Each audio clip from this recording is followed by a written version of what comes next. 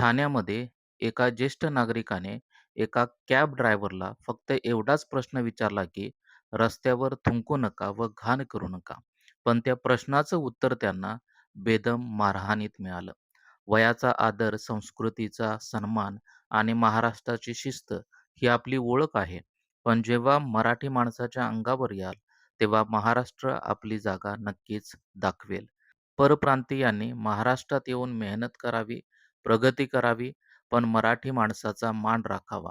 कारण या मराठी माणसांमुळेच तुम्ही मोठे होत आहात, हे तुम्ही विसरता कामा नये. आणि जेव्हा-जेव्हा तुम्ही हे विसराल, तेव्हा-तेव्हा मराठी लोक याची तुम्हाला नक्कीच जाणीव करून देतील. या घटनेनंतर शिवसैनिकांनी पुढाकार घेतला, त्या व्यक्तीला बेदम मार दिला आणि आरोपीला पोलिसांच्या हवाली केले. खूप वेळा आपण पाहतो की अशा प्रसंगी शिवसेना आणि मनसेसारख्या संघटना लोकांच्या न्यायासाठी उभ्या राहतात. त्याबद्दल या दोन्ही संघटनांचे मनापासून आभार.